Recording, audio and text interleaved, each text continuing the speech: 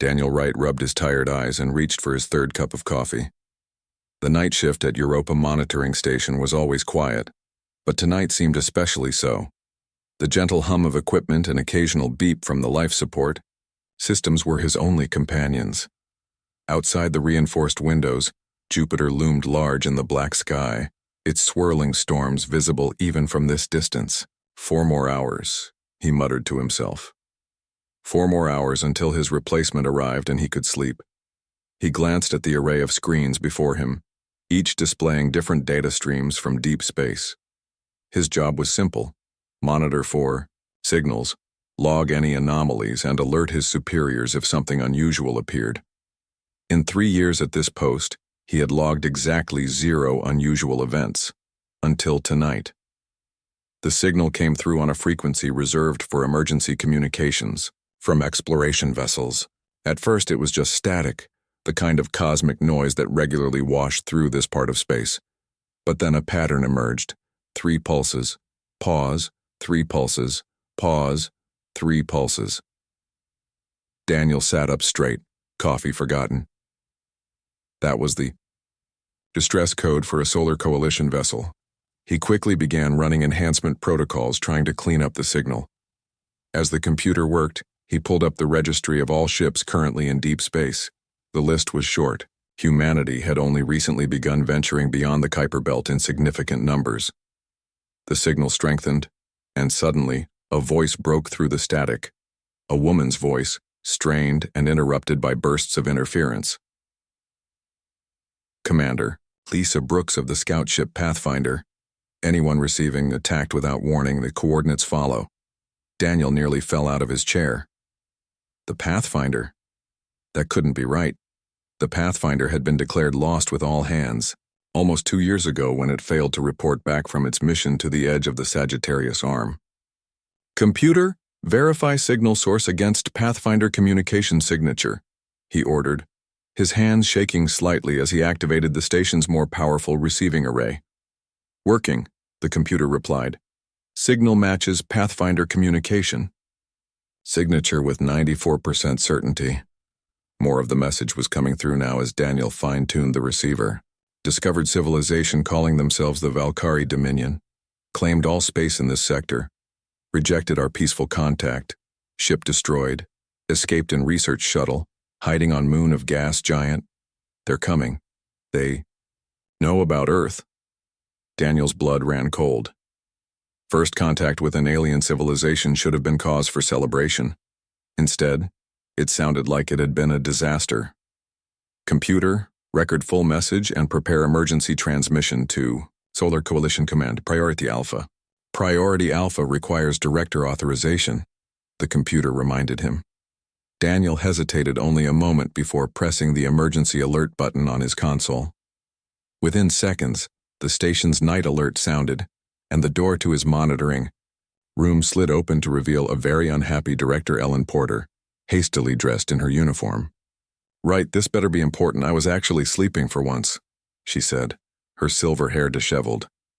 Ma'am, we're receiving a transmission from the Pathfinder, he said, pointing to his screens.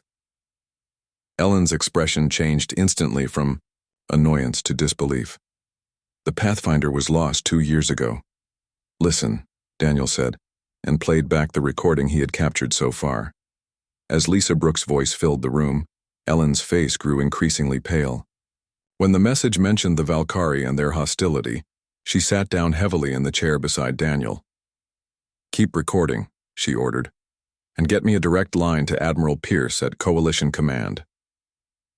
The full message continued to come through, in fragments as they listened. Commander Brooks described how the Pathfinder had encountered the Valkyrie near a star system the crew had nicknamed Beacon Point. The aliens had initially appeared to welcome contact but then demanded immediate submission to their empire. When Captain Miller had tried to explain that he had no authority to speak for all of humanity, the Valkyrie had opened fire without further discussion. The Pathfinder was not built for combat, Lisa's voice explained through bursts of static. Captain Miller ordered evacuation while he tried to buy us time. I'm the only one who made it to a shuttle. The experimental drive malfunctioned during escape. I've been hiding here for months. Using the shuttle's systems to monitor their communications, Ellen and Daniel exchanged glances as Lisa's voice grew more urgent.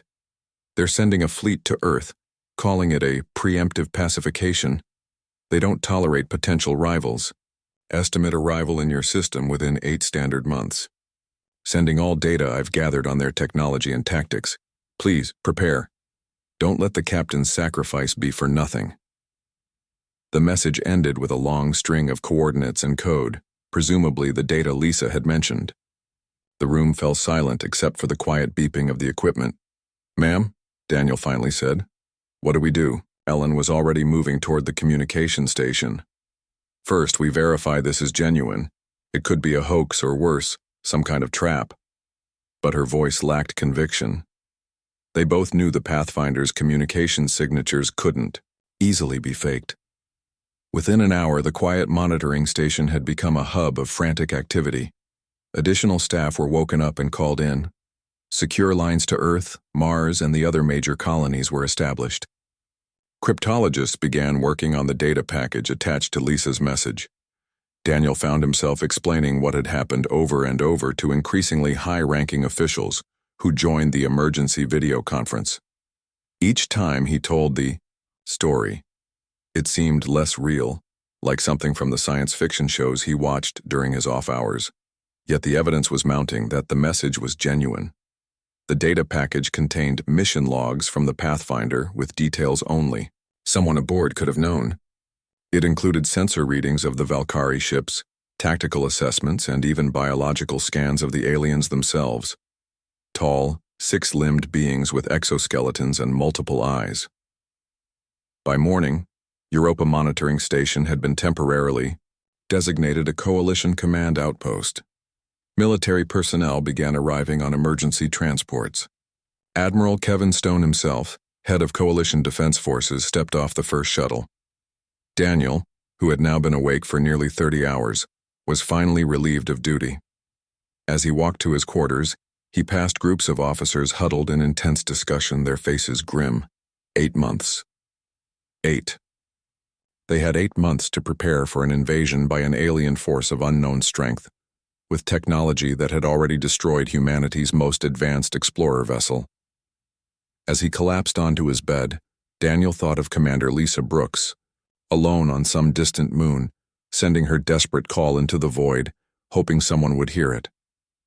One person, changing the fate of an entire species. One desperate call was all it took. Now humanity needed to mobilize like never before. And if they succeeded, perhaps the galaxy would indeed shake with the consequences. The large conference room on Luna Base had never been so full. Representatives from every major colony in the solar system sat around the oval table, their faces showing various degrees of disbelief, fear, and determination. Admiral Kevin Stone stood at the front of the room, his tall frame casting a long shadow across the projection of the Valkyrie ships taken from Commander Lisa Brooks's data package. The Valkyrie fleet consists of at least 30 major warships and numerous smaller vessels, he said, his deep voice cutting through the murmurs. Based on the weapons capabilities Commander Brooks observed, even their smallest ships outclass our best defensive platforms. A heavy silence fell over the room. Humanity had been united under the Solar Coalition for nearly 50 years, but they had never faced a threat like this. Their military was designed for peacekeeping among human settlements, not war with an advanced alien race.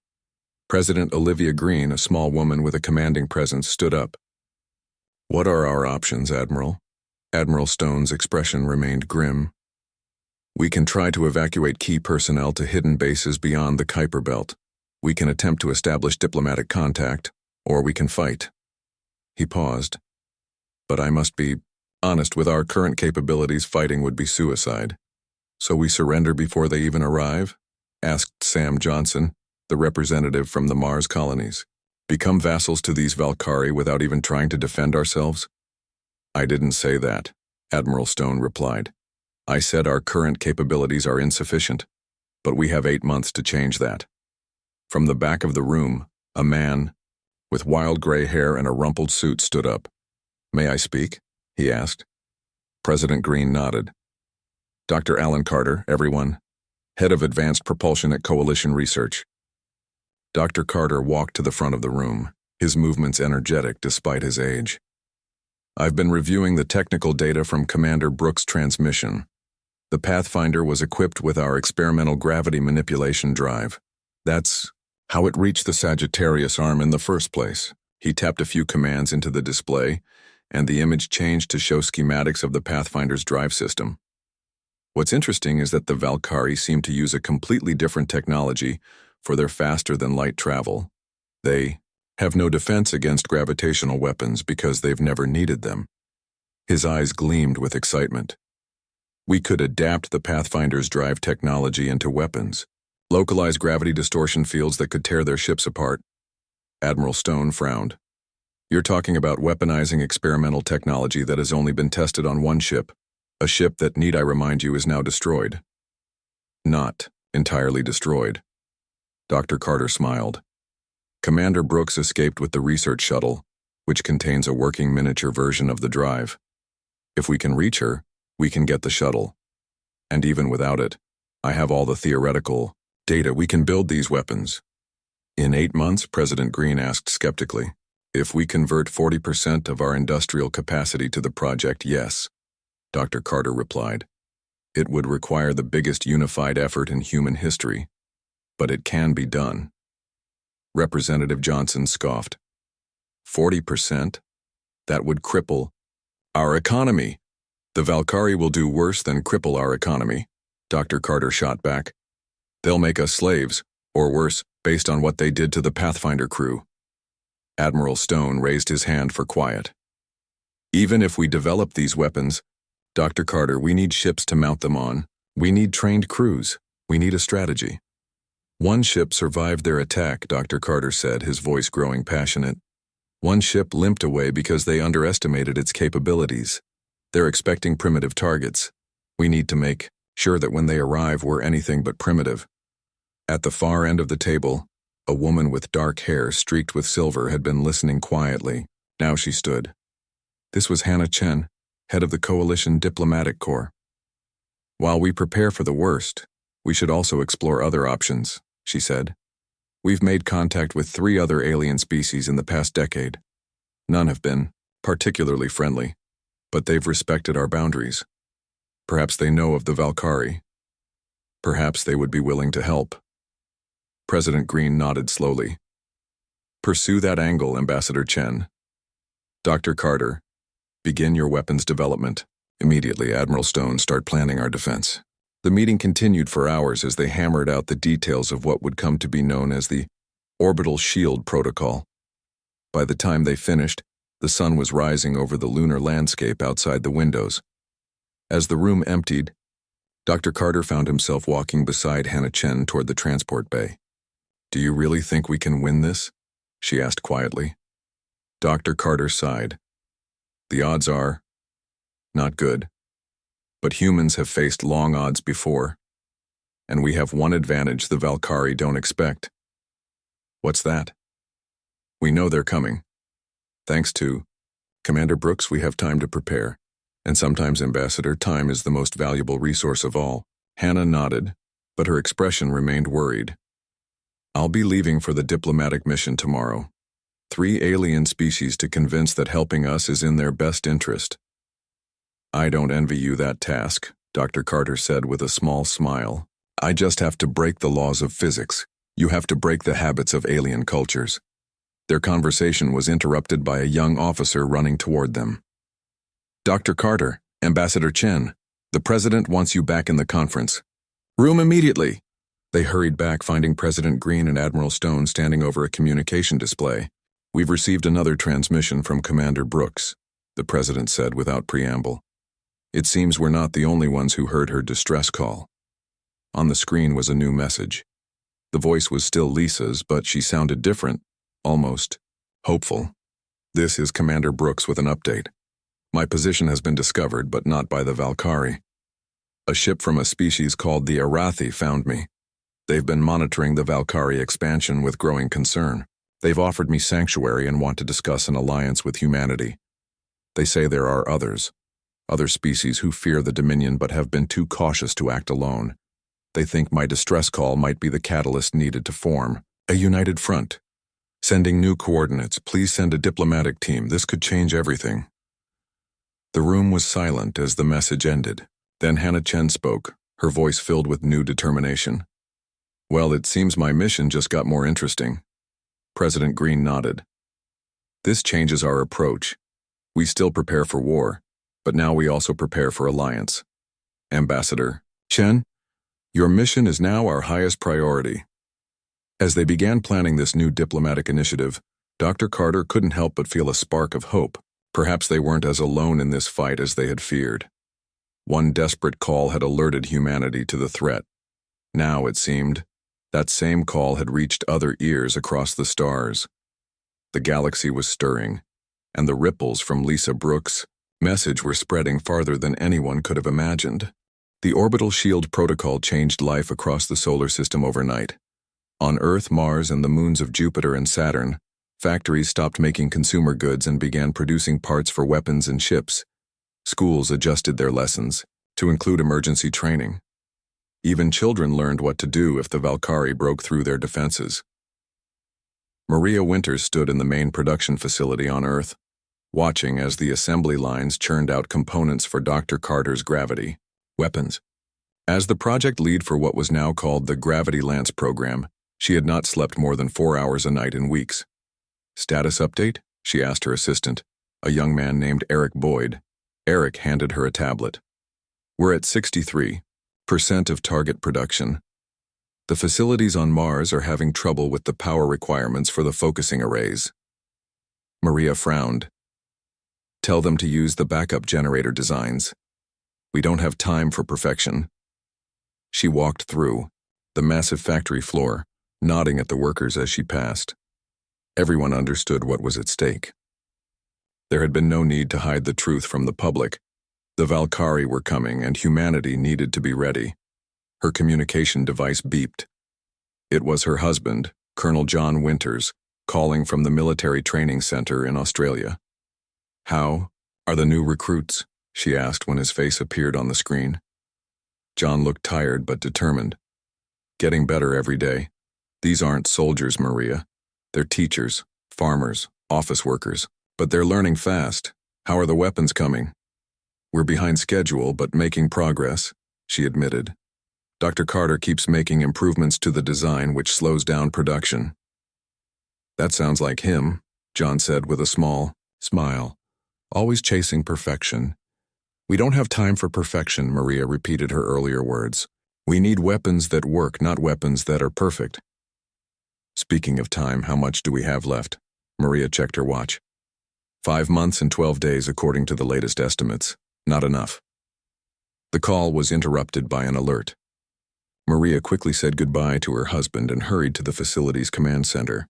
Dr. Carter was already there, his wild hair even more disheveled than usual. "We have a problem," he said without preamble. "We're running out of the rare Earth elements needed for the focusing arrays. At current usage rates, we'll exhaust Earth's accessible supplies within 3 weeks. Maria felt a cold knot form in her stomach.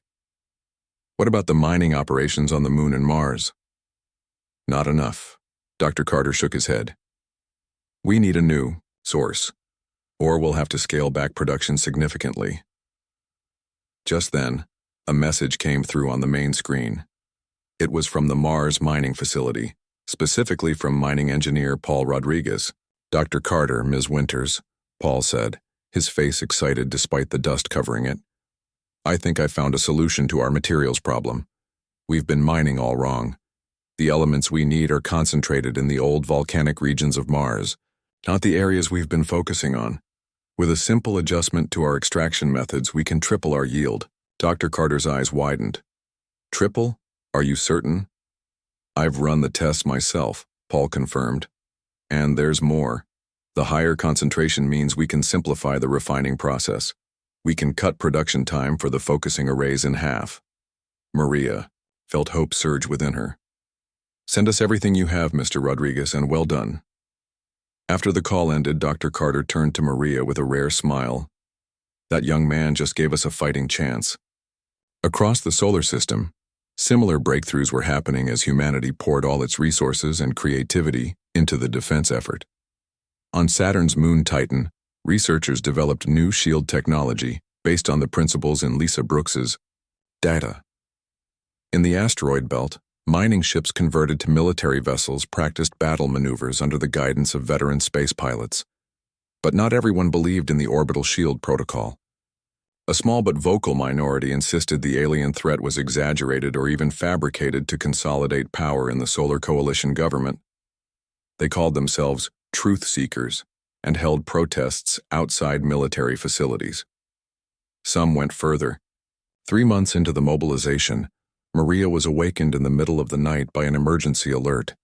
Someone had sabotaged the main power grid for the European production facility. The backup systems had prevented a complete shutdown, but valuable time and materials were lost. The next day, she met with Security Chief Alex Ross. "Do we know who did it?" she asked. Alex nodded grimly. "A group calling themselves Freedom from Fear. They believe we're wasting resources on a made-up threat." Made up? Maria couldn't keep the anger from her voice. "We have the Pathfinder's data. We have Commander Brooks' testimony. What more proof do they need?" "Some people won't believe anything until they see it with their own eyes," Alex said. "Unfortunately, by then it will be too late." Despite these setbacks, the mobilization continued. Dr. Carter's gravity weapons moved from theory to reality. The first successful test of a small-scale gravity lance left a test asteroid shattered into thousands of pieces. The video of this test was shared across all colonies, boosting morale and silencing many critics.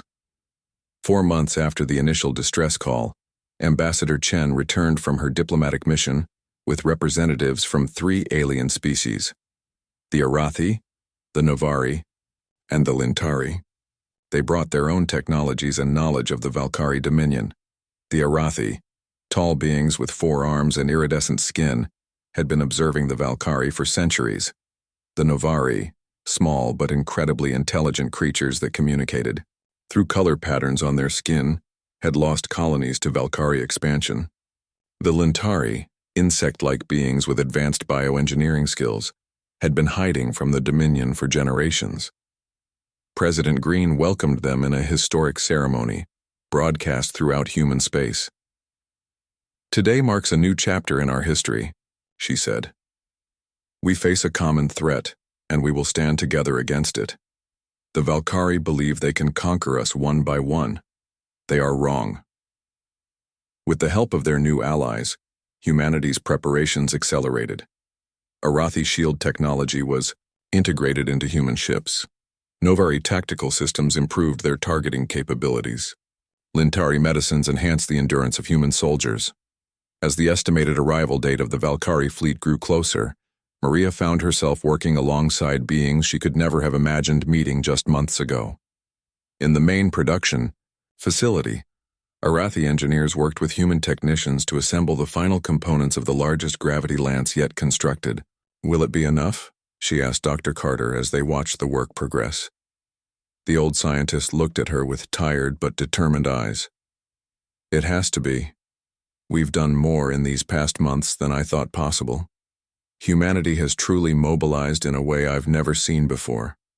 Maria nodded, thinking of her husband training troops on the other side of the world, of Paul Rodriguez revolutionizing mining techniques on Mars, of Daniel Wright, who first received the distress call, and of Lisa Brooks, whose desperate message had started it all. One call had changed everything. But the real test was still to come. The Valkyrie were on their way, and despite all their preparations, the outcome remained uncertain. The greatest challenge in human history was about to begin. The early warning system near Pluto detected the Valkyrie fleet 3 weeks before their expected arrival. Scanners showed over 40 warships emerging from what the Arathi called fold space, the Valkyrie method of faster-than-light travel. Leading this armada was an enormous vessel twice the size of anything humans had ever built. Admiral Kevin Stone stood on the bridge of the Coalition flagship Defender, watching the tactical display with a grim expression. Beside him, tactical, Officer Grace Williams studied the incoming data.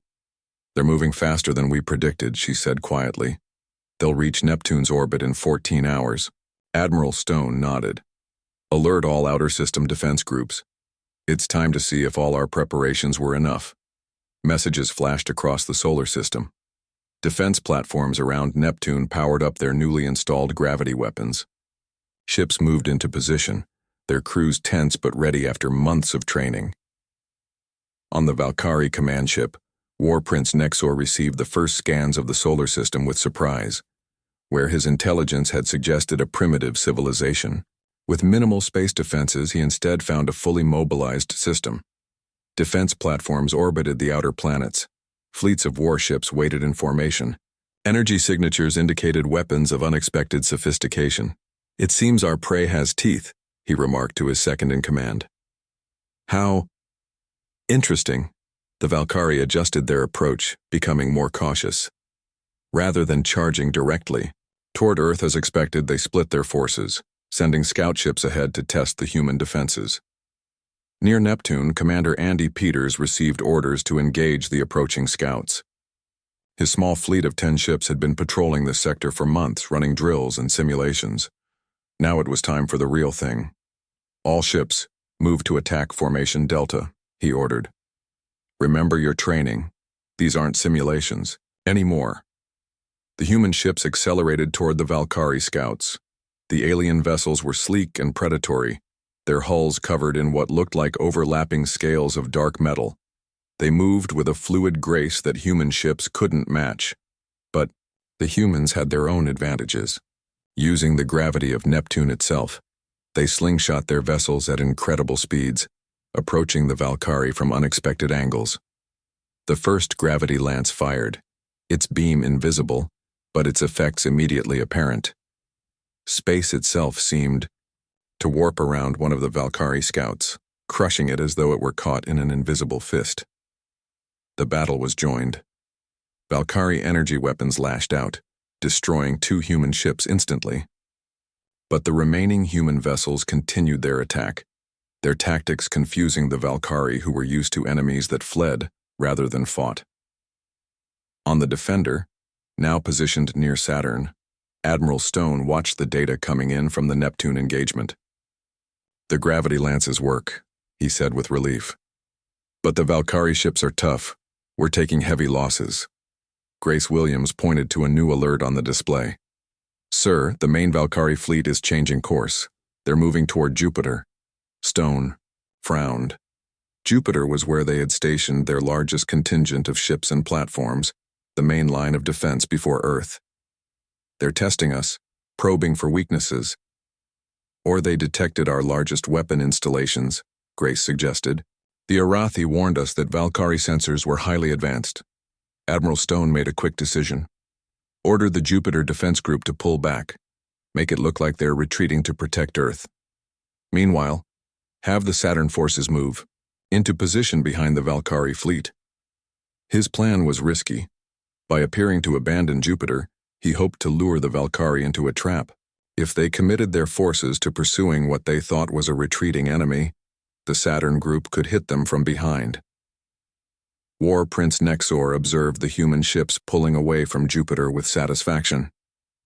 They run, as all inferior species do when faced with the might of the Dominion. Pursue them. We will crush their main fleet before moving on to their homeworld. The Valkyrie fleet accelerated after the retreating human ships, exactly as Admiral Stone had hoped. But Nexor was no fool. He left a significant force to guard his rear, suspecting a trap. The battle that followed was unlike anything humanity had experienced. Valkyrie weapons tore through shields that would have withstood any human attack. But the gravity weapons developed by Dr. Carter proved effective, creating localized distortions that the Valkyrie ships could not defend against. The cost was high. Ship after ship reported critical damage. Defense platforms went silent. But the human forces fought with desperate courage, knowing what was at stake.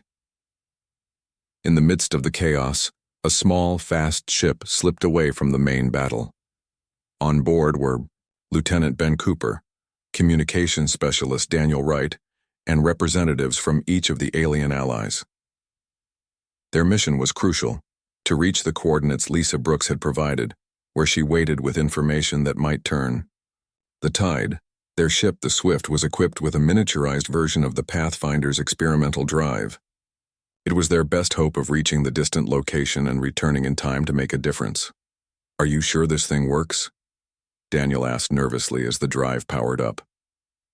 Ben nodded, though he looked far from confident.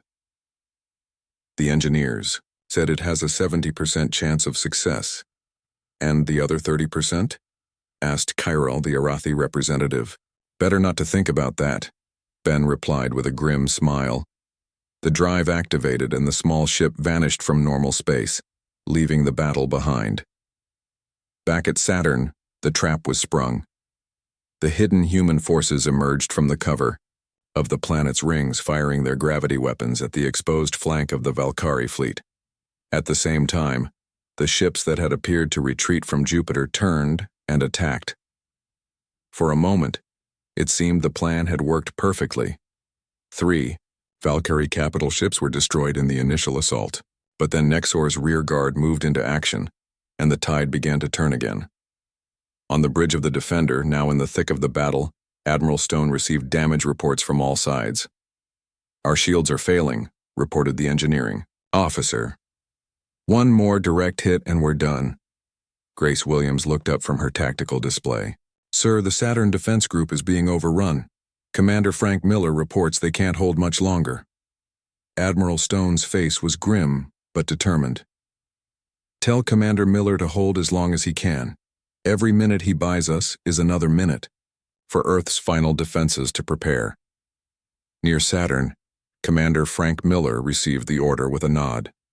His squadron was down to 4 ships, all damaged, facing a Valkyrie force 10 times their size. But they had positioned themselves in Saturn's rings using the ice and rock debris for partial cover. "We'll hold," he said simply to his crew. "As long as we can." As the battle raged across the outer solar system, humanity fought with everything they had. The Valkyrie advance slowed, but did not stop. One by one, the outer defenses fell. The path to Earth was opening. Everything now depended on the Swift and its mission to find Lisa Brooks. If Ben Cooper and his team failed, the sacrifices being made across the solar system might all be in vain. The greatest battle in human history continued, hanging in the balance between hope and despair. The Swift emerged from fold space with a violent shudder that nearly tore the small ship apart. Warning lights flashed across the control panels as Ben Cooper fought to stabilize their course. "Everyone alive?" he called out once the ship stopped, shaking. Daniel Wright groaned from his seat. "Barely. Did we make it to the right place?" Kyril, the Arathi representative, checked the navigation systems. "We are at the coordinates provided by Commander Brooks. This is the 3rd moon of a gas giant in a system the Arathi call Viridian. The surface of the moon below them was barren and cratered, with no obvious signs of life or technology." Ben initiated a scan for human life signs. "There," he said after a moment. "I'm picking up a signal. It's faint, but it matches coalition emergency beacons." They landed the Swift near the signal source, a small crater partially covered by an overhanging rock formation.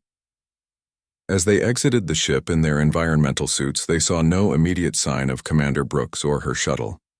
"The signal is coming from inside that cave formation," Daniel said, pointing to a dark opening in the crater wall. They approached cautiously, weapons ready. The Valkyrie weren't supposed to know about this location, but after 2 years, anything could have happened. "Hello?" Ben called out over the suit's external speakers as they entered the cave. "Commander Brooks, this is Lieutenant Ben Cooper of the Solar Coalition." A figure stepped out from behind a rock formation, pointing a standard-issue coalition sidearm at them. She was thin, her face gaunt beneath her helmet, but her eyes were clear and determined. "Lieutenant," she said, lowering her weapon, "you have no idea how good it is to see human faces again." Lisa Brooks was alive, and she wasn't alone. Behind her emerged representatives from 7 different alien species, each watching the newcomers with expressions ranging from hope to suspicion. "The Arathi found me 8 months ago," Lisa explained once they were inside her makeshift base. the research shuttle from the Pathfinder, hidden deep in the cave. Word of my distress call spread. Others came. We've been planning, waiting for someone from Earth to arrive. The alien being closest to Lisa stepped forward, tall and ethereal, with skin that seemed to shimmer with its own light. It introduced itself in a melodious voice that somehow translated directly in their minds. "I am Zelthar of the Luminar," it said. "My people have avoided the Valkyrie for millennia, but we have studied them from afar. We know their weakness." Ben felt hope surge within him. What weakness? We're in the middle of a full-scale invasion. Our forces are being pushed back across the solar system. Zelthar gestured to a holographic display in the center of the shuttle.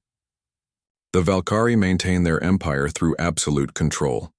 Their command structure is linked through quantum-entangled communication nodes. The display showed a glowing network connecting Valkyrie ships. These nodes allow instant communication across any distance, but they also create a vulnerability. Lisa continued, "If we can disrupt the primary node, the one on the War Prince's command ship, it will cause a cascade failure through their entire fleet. Their ships will be thrown into confusion, unable to coordinate." "That's why we've been waiting here," said another alien, a reptilian being with iridescent scales. "None of us alone had the technology to exploit this weakness, but together, with the human gravity weapons." Daniel caught on immediately. The gravity distortion could disrupt the quantum entanglement. Kirill nodded. "Precisely. But it would require getting close to the War Prince's ship." "Very close." Ben checked the Swift's chronometer. "We need to move fast. How soon can we leave?" "My shuttle can't make the journey back," Lisa said. "The drive is failing. We'll have to use your ship." They worked quickly, transferring essential equipment and data from the research shuttle to the Swift. The alien representatives brought their own technologies, devices that looked strange to human eyes but that Zelthar assured them would be crucial to their plan. Within hours, they were ready to depart. The Swift, now crowded with beings from 8 different species, lifted off from the barren moon. "I hope we're not too late," Lisa said quietly to Ben as they prepared to activate the full drive. Back in the solar system, the situation had grown desperate. The Valkyrie fleet had broken through the defenses at Jupiter and Saturn. Over 60% of the human forces had been destroyed or disabled. The remaining ships had fallen back to Earth's orbit for a final stand. On the Defender, now heavily damaged, Admiral Stone received the worst possible news. "The Valkyrie command ship has changed course," Grace Williams reported. "It's heading directly for Earth, bypassing our remaining defense groups." This was what they had feared most, that Nexor would target Earth itself rather than wasting more resources on the human fleet. Dr. Carter, who had joined the Defender's crew to oversee the deployment of the gravity weapons, shook his head. If they reach bombardment range of Earth, he didn't need to finish the sentence. They all knew what would happen. Just then, a communications officer called out, "Sir, we're receiving a transmission. It's the Swift." Ben Cooper's face appeared on the main screen. "Admiral, we've found Commander Brooks and made contact with 7 new alien species. We have a plan to disable the Valkyrie fleet, but we need to get close to Nexor's command ship." Hope flickered across Admiral Stone's tired face. "Lieutenant, that ship is heading for Earth with half the Valkyrie fleet as escort. Getting close would be suicide." "Not if you create a diversion," Ben replied. "We've modified our gravity weapon, based on information from our new allies. One shot at the right spot will cause a cascade failure through their entire command network."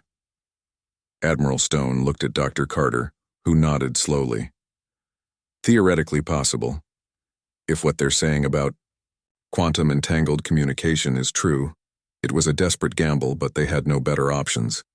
Admiral Stone ordered the remaining human forces to launch an all-out attack on the Valkyrie fleet, concentrating their fire to create an opening for the Swift. The final battle for Earth began. Human ships threw themselves at the Valkyrie, absorbing devastating hits to draw fire away from the small, fast ship racing toward the massive command vessel. On the Swift, Lisa Brooks watched the battle unfold with a mixture of hope and dread. "I never thought I'd see Earth again," she said softly. Ben guided the ship through the chaos, dodging Valkyrie fire. "You did more than see it again, Commander. You saved it. Your call brought us all together." They reached firing position. Zelthar and Dr. Carter's team had pinpointed the location of the main communication node on Nexor's ship. Daniel activated the modified gravity weapon, channeling power from the ship's engines. "We'll only get one shot at this," he warned. Ben nodded. "Make it count." The gravity beam fired, invisible but incredibly powerful. It struck the Valkyrie command ship precisely on target. For a moment, nothing seemed to happen. Then, like a wave spreading outward, the lights on the massive vessel began to flicker and die. The effect spread to nearby ships, then to those further away. War Prince Nexor felt his connection to the fleet sever in an instant. For the first time in his long career of conquest, he knew confusion and fear. Without the command network, his perfectly coordinated armada became a collection of individual ships unable to communicate or coordinate their actions. Admiral Stone watched in amazement as the Valkyrie attack faltered. Ships that had been moving in perfect formation began to drift apart. Some continued firing, but their coordination was gone. "All ships, press the advantage," he ordered. The human forces, joined by vessels from their alien allies, surged forward. What had seemed like certain defeat transformed into an unexpected opportunity. On Nexor's command ship, the War Prince made a final decision. Rather than face defeat, he ordered his vessel to charge directly at Earth. Even without his fleet, he could still complete part of his mission. But the Swift and a squadron of human ships intercepted the command vessel. Ben, Lisa, and their alien allies led a boarding party onto the massive ship. The fighting was intense, but with the internal systems in chaos, they fought their way to the bridge. Nexor faced them with the dignity of a predator at bay. "You have won a battle, humans, but the Dominion spans 1,000 worlds. Others will come." "Let them come," Lisa replied. "They'll find not just humanity waiting for them, but a united galaxy." The news of the Valkyrie defeat spread across the stars. The empire that had seemed unstoppable had been halted by an unlikely alliance sparked by one desperate call for help. In the months that followed, the Galactic Concordat was formally established, a mutual defense pact between humanity and 14 alien species. Lisa Brooks became humanity's first ambassador to this new alliance, while Daniel Wright, whose vigilance had first received her message, headed a new communication network designed to connect all member worlds. The Valkyrie threat remained, but they now faced not isolated worlds ripe for conquest, but a united front of diverse species determined to defend their freedom. One desperate call had changed everything. Humanity had mobilized as never before, and in doing so, had helped shake the very foundations of the galaxy. The stars would never be the same again.